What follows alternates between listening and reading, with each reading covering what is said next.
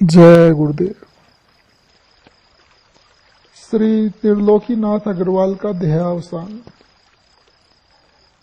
अग्रवाल जी को दमे की बीमारी थी। परहेज बिल्कुल नहीं करते थे। वे ज्यादा दिन तक जीवित नहीं रह सके। सन 1958 के अंत में ज्यादा बीमार पड़े और जनवरी 1959 में शरीर छूट गया। स्वामी जी महाराज ने उनके मरने के पहले एक पत्र श्री त्रिलोकीनाथ अग्रवाल खत्री टोला आजमगढ़ को शंभू जी के मार्फत भेजा था। शंभू जी के पत्र में स्वामी जी ने लिखा था कि इस पत्र को त्रिलोकीनाथ के पास जाकर सुना देना, तब दे देना। वे उन दिनों बहुत बीमार थे और मरने के करीब थे।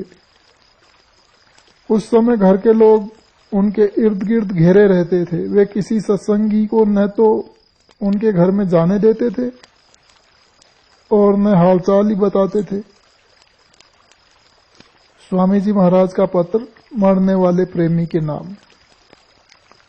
स्वामी जी की आज्ञा थी कि इस पत्र को त्रिलोकीनाथ को सुना देना और तब दे देना। तो शंभू जी, राम समूह जी और श्री राम वर्मा उनके घर गए। बाहर से ही सब जितने रिश्तेदार और बिरादरी के लोग थे वे भगाने लगे। तब तक शंभू जी यानी मैं दौड़कर त्रिलोकीनाथ के कमरे में घुस गया और उनके सिराने खड़ा होकर जय गुरुदेव किया और बताया कि स्वामी जी महाराज ने आपके नाम पर यह पत्र भेजा है। फौरन पत्र निकालकर पढ़कर सुनाया और पत्र उन्हें दे दिया। तब तक तो लोग हाथ पकड़कर निकालने लगे। मैं खुद चला आया। भाई राम समुझलाल और श्री राम वर्मा से कहा कि पत्र सुना दिया है और दे दिया है। तब हम लोग वापस चले आए। इसके 3-4 दिन बाद उनकी मृत्यु हो गई। स्वामी जी महाराज का वह ऐतिहासिक पत्र। दिनांक 7 जनवरी 1959। प्रिय अजीज त्रिलोकीनाथ, सदा अंतर में मौजूद समझो, एक क्षण भी दया से खाली नहीं है। तुम्हारी याद हमारे दिल पर असर कर रही है। जिसका कोई सहारा नहीं होता उनके लिए गुरु की कृपा काम करती है और गुरु रक्षक होता है। जो दिन आता है उसी दिन गुरु अपना काम करता है। बाकी यह देश कर्म का है, इसमें हमारा सहारा सदा रहता है। तुम विचार करो कि किसी अजनबी आदमी का हाथ नहीं पकड़ा है। तुम्हें इसका पूर्ण ज्ञान और अनुभव अंतर में हो रहा है जिसका साथ किया है। देश परिवर्तनशील है, इसमें देर अबेर सभी को जाना है। इसमें किसी को गम नहीं करना चाहिए। अगर किसी शक्ति के हो तो उसी आधार पर सब प्राणी चलें। अपने जीवन को सुधारने हेतु और भविष्य में आत्मा को ऊंचे लोकों में जाने के लिए जप तप दान क्रिया व्रत करना होता था और यह शुभ अवसर फिर भी लोगों को प्राप्त नहीं हुआ करता था जो आज सुलभता से प्राप्त होता है। सूरत हमारी है, उसी की रक्षा होनी चाहिए और शरीर काल का, इसे किसी न किसी दिन देना होगा। इसका ध्यान न देकर सदा अंतर में चरणों का ध्यान करते रहो। गुरु और चरण तुम्हारे निकट हैं। मैं जल्दी ही कोशिश करता हूं। स्वामी जी महाराज। मुन्नी आ गई, उसे हमारे पास पत्र देते रहना चाहिए। इसमें गाफिली नहीं करना चाहिए। त्रिलोकी पिताजी के द्वारा सूचना करना चाहिए। स्वामी जी महाराज। आश्रम की जमीन खरीदी गई। सन 1953 कृष्णानगर मथुरा में स्वामी जी महाराज ने आश्रम की जमीन खरीदी। उसका नाम चिरोली संत आश्रम रखा गया। तब कृष्णानगर मोहल्ला नया नया बस रहा था। वहां छप्पर वगैरह डालकर कुछ दीवार वगैरह बनाकर सन 1953 का भंडारा वहीं हुआ। प्रथम 4 भंडारे चिरोली ग्राम में हुए थे। दादा गुरु महाराज की समाधि भी बनी तथा हाता भी बन गया। सेठ कन्हैया लाल को अपने काम में लाभ होता गया तो उन्होंने अपना मकान कृष्णा नगर में बनाया और पूरा परिवार साथ रहने लगे।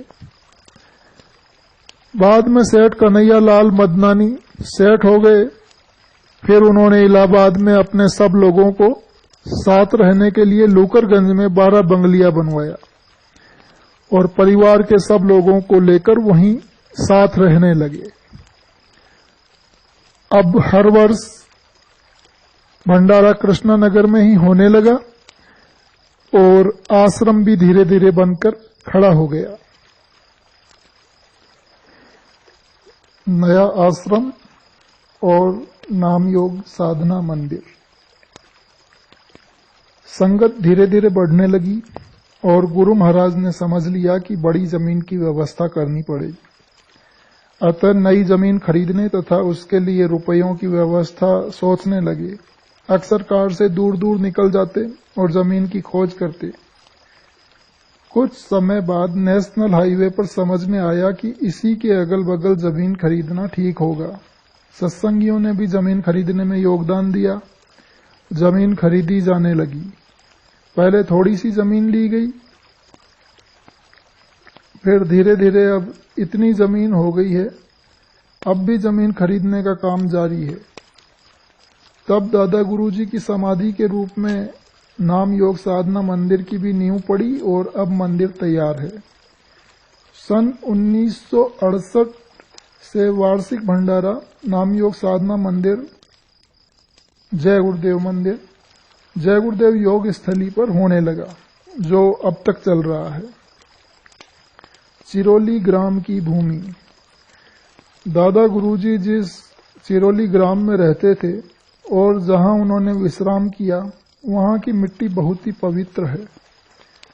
लेकिन किसी स्थान पर जब महात्मा विराजमान रहते हैं और अपने प्रेमियों को आदेश ऐसा दे जाए कि यह भूमि पवित्र नहीं है, लेकिन महात्मा का शब्द वहां लगा हुआ है, अतः वह भूमि शब्द लगे हुए के कारण पवित्र नहीं है। एक महात्मा आजमगढ़ आए। सन 1956 की जुलाई में आजमगढ़ में राधा स्वामी मत के एक महात्मा आए। उनके लड़के प्लानिंग ऑफिस में काम करते थे। जब उन्हें पता चला कि यहाँ बाबा जय गुरुदेव के मानने वाले बहुत लोग रहते हैं, तो उनका विचार इन मानने वालों को अपनी ओर खींचने का हुआ। उन्होंने पहले अपनी बातों को सुनाकर कहा कि मैं तुरंत भंवर गुफा तक पहुंचा देता हूं, कोई विशेष साधना भी नहीं करनी पड़ती। अतः एक वकील साहब दामोदर दास तथा उनके कुबड़ मुहर्रिर, जो स्वामी जी से उपदेश ले चुके थे और साधना भी करते थे, वे आकर्षित हुए और उनके यहाँ नित्य जाने लगे। उनकी देखा देखी और लोग भी जाने लगे। कोई उनके यहाँ जाने की बात हम लोगों को नहीं बतलाता था। महात्मा ने एक दिन में कहा कि कुबड़ मुहर्रिर को पूर्ण गति को पहुंचा दिया और अब वह खुद प्रवचन कर सकते हैं। एक दिन बृहस्पति के सत्संग में खत्री टोला में मैंने लोगों से कहा कि इतवार के सत्संग के बाद हम भी उनके पास चलेंगे। तब 15-20 लोग कहने लगे कि हम लोग भी वहां जाते हैं। अब यह बात फैल गई कि वह मास्टर भी इतवार को उनके यहाँ जाएंगे। महात्मा जी ने सुना तो सोचने लगे कि तब तो काफी लोग आ ही जाएंगे। अब इतवार के दिन की इंतजारी होने लगी। सवेरे के सत्संग के बाद मैं, भाई राम समूत जी तथा अन्य बहुत लोग चलने को तैयार हुए।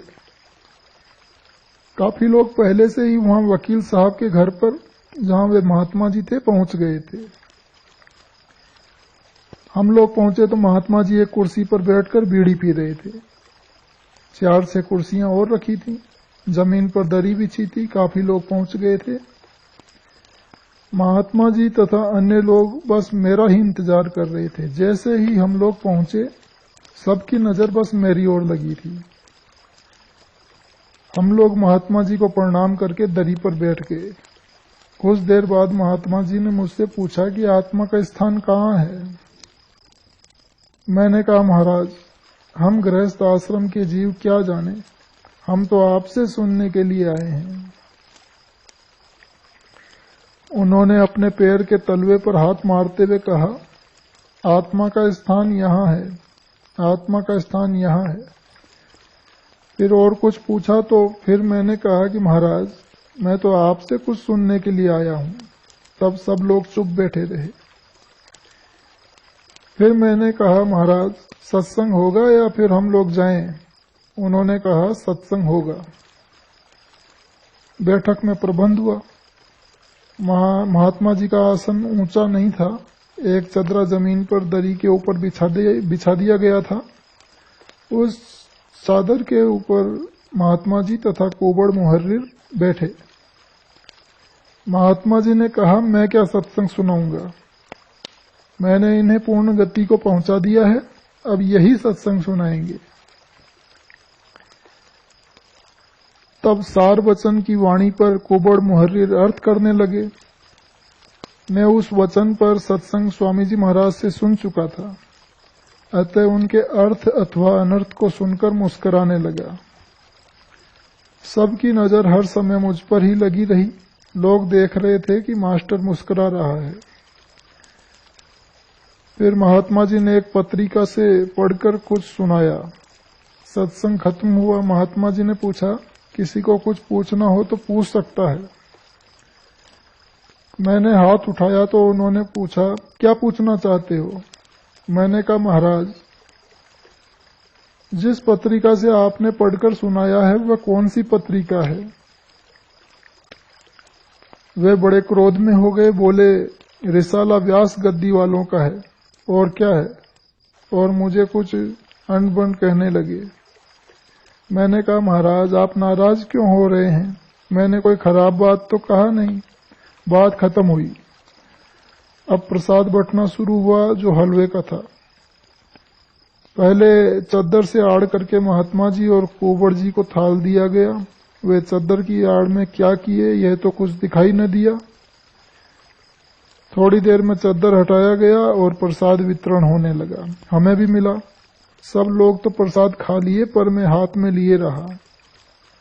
पास में बैठे एक बच्चे को देना चाहा, पर वह लिया नहीं। मैं उसकी पिड़िया बनाता, फिर गोल लड्डू और उसे लिए बैठा रहा। लोगों की नजर मेरे ही ऊपर थी कि मास्टर क्या करता है। कार्यक्रम खत्म हुआ, सब लोग चले दिए। हम लोग भी चल दिए, पर उनके आदमियों की नजर मेरे ऊपर लगी रही। मैं सड़क पर पहुंचकर एक बंसवार थी, उसी में प्रसाद की पिड़िया को फेंक दिया। फौरन महात्मा जी को खबर पहुंचा दी गई कि मास्टर ने प्रसाद नहीं खाया, उसे बंसवार में फेंक दिया।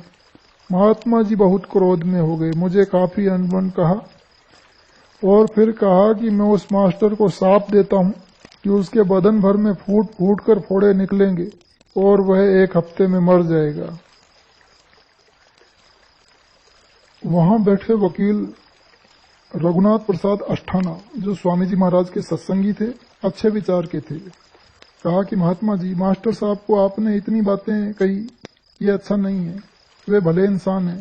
खैर, लोग वापस आए तो सत्संगियों में बात हुई और रघुनाथ प्रसाद वकील ने कहा कि श्राप वाली बात मास्टर साहब को न पता चलने पाए, नहीं तो वे हदस कर बीमार पड़ जाएंगे। बात फैलते फैलते डॉक्टर रामलगन जी को पता चली, फिर मुझे पता चल गया। तो मैंने कहा कि डर कर हदसने की बात नहीं है। मैं तो कह रहा हूं कि अगर मैं सच्चे गुरु का शिष्य हूं तो इस हफ्ते भर में यदि फोड़िया होने वाली भी होगी तो वह भी नहीं होगी, और 1 हफ्ते में मरने की बात क्या, मैं ऐसे ही 1 हफ्ते के बाद भी रहूंगा। यह बात भी महात्मा जी के पास पहुंच गई। 6ठे दिन महात्मा जी का लड़का गबन में नौकरी से निकाला गया और 7वें दिन महात्मा जी का एक शिष्य जो जेल का सिपाही था, उससे उनकी किसी बात पर झगड़ा हो गया और उस सिपाही ने महात्मा जी की पिटाई भी कर दी। 8वें दिन महात्मा जी और उनका लड़का दोनों आजमगढ़ छोड़कर चले गए। मैं तो वैसे ही ठीक ठाक रहा। कुंवर जी का भी पता न लगा। जब सत्संगी फिर अपने ठिकाने पर आ गए, यह भी गुरु महाराज की अपार दया थी जिसे सबने महसूस किया।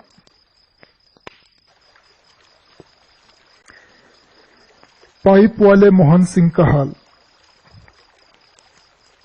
यह उन दिनों की बात है जब सत्संग डॉक्टर शाही के यहाँ सदर अस्पताल में होता था। तब सदर अस्पताल यहाँ एलवल में था। सत्संग के बाद प्रसाद बांटने का काम भाई मोहन सिंह पाइप वाले करते थे। बड़ा अच्छा माहौल था, लगभग 100 लोग सत्संग में आ जाते थे। एक दिन किसी ने मस्खरी में कह दिया कि ये प्रसाद बांटते समय अपने आदमियों को पहचान कर ज्यादा प्रसाद देते हैं और हम लोगों को कम कम प्रसाद देते हैं। यद्यपि ऐसी बात नहीं थी, केवल मस्खरी में किसी ने कह दिया था। पर मोहन सिंह को बात लग गई तो लग गई। वे उस दिन के बाद से प्रसाद बांटना तो बंद ही कर दिया, सत्संग में आना भी बंद कर दिया। उनकी दुकान पर जाकर तथा उनके घर पर भी जाकर कितना समझाया गया कि यह तो मजाक में किसी ने कह दिया था, पर वे न माने तो न माने। यह घटना सन 1957 की है। सत्संग का विरोध। जब आजमगढ़ में सत्संग बढ़ने लगा तो सत्संग का विरोध करने वाले खड़े हो गए। एक साप्ताहिक अखबार छापने वाले शीतला प्रसाद त्रिपाठी थे। वे राष्ट्रदूत नाम का साप्ताहिक अखबार छापते थे। उनका ध्येय रुपया कमाना था, इसलिए वे कभी किसी अधिकारी के खिलाफ कुछ छाप देते थे और उस अधिकारी से संपर्क साधते थे तो वह उन्हें कुछ रुपया देता था। तब वे दूसरे अंक में उसके पक्ष में छाप दिया करते थे। इसी उद्देश्य से उन्होंने स्वामी जी महाराज के खिलाफ भी खूब गंदी गंदी बातें विरोध की छापी, तो शहर भर में लोग स्वामी जी और सत्संग के विरोधी हो गए। इतना विरोध हुआ कि इतवार और बृहस्पति के सत्संग में सत्संगी जब जाते थे तो उन पर गंदी फप्तियां कसना तो मामूली बात थी। कंकड़ भी फेंके जाते थे। तब कोतवाली में दरखास्त देकर पुलिस एस्कॉर्ट लिया गया था, जो इतवार को खत्री टोला के सत्संगियों को पांडे बाजार तक पहुंचाते थे और बृहस्पति को पांडे बाजार के लोगों को खत्री टोला पहुंचाते थे। स्वामी जी महाराज टेप रिकॉर्डर ले आए और अपने कमरे में पर्दे की आड़ में रख दिया। तब शीतला प्रसाद त्रिपाठी को अपने पास बुलवाया। वे तो खुश हुए कि अब रुपया मिलेगा।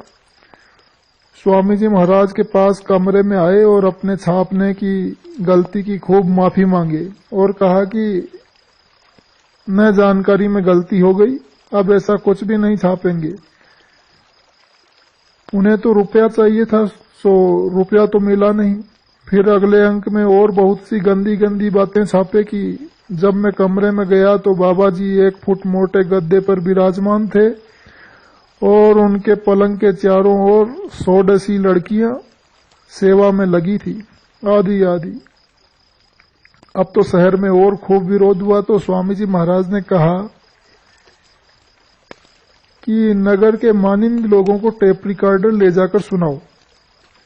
तो पंडित चंद्रदत्त त्रिपाठी वैद तथा कई मानिंद लोगों को शीतला प्रसाद त्रिपाठी की आवाज में क्षमा मांगते और सब करते सुनाया गया कि अब ऐसा कुछ भी नहीं करेंगे। लोग सुनकर उसे ही फटकारने लगे। बात हवा में फैल गई।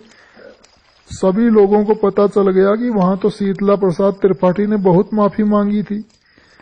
तब धीरे धीरे विरोध कम होने लगा।